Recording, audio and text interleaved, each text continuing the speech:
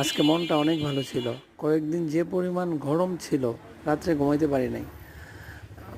গতকালকে রাত্রে বৃষ্টি হয়েছে তো রিল্যাক্সে আমার ঘুম হয়েছে।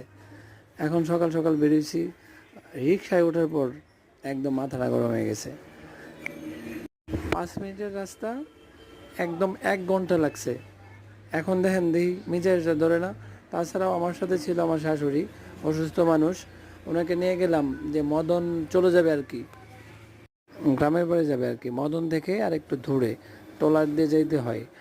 এখন যে পরিমাণ যানজট, ওনার 1 ঘন্টা এখানেই আমরা খেয়ে ফেলছি। এখন কি করব?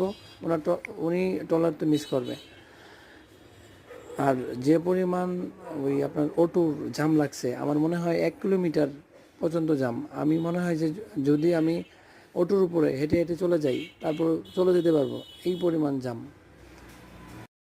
আর ভাই জাম লাগলে তো অসুবিধা নেই, তাদের তো সমস্যা নাই। অটোওয়ালা, রিক্সাওয়ালা, গাড়িওয়ালাদের কোনো সমস্যা হয় না। কারণ হলো 30 টাকার ভাড়া, আমার আমার ওইখান থেকে নিচে 70 টাকা। যাইলে যান, না যাইলে নাই। আচ্ছা, আমিও বললাম যেহেতু যাইতে হইব, অসুবিধা নাই। যা সিএনজি স্ট্যান্ড গেলাম, ওইখানে গিয়া দেখি আরও অবস্থা খারাপ। এদেরকেও 100 টাকার ভাড়া, 150 টাকা, 200 টাকা, যে যেমনি চায় এমনি মানে চাইতেছে, দিতেই তো। এখন আমি কি করব?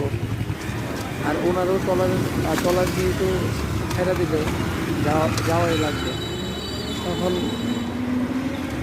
তখন তো আর করার কিছু নেই। অবশেষে ওনাকে দিয়ে আসলাম অনেক টাকা বেশি ভাড়া দিয়ে, সিএনজির মধ্যে তুলে। যাই হোক, এখন আবার ফোন দিলাম, দেওয়ার পরে জানলাম যে উনি চলে গেছে বাড়িতে, ভালোভাবে বাড়িতে পৌঁছতে পারছে। মজার কাহিনী আছে আর একটা, অন্যদিন বলবো। ধন্যবাদ।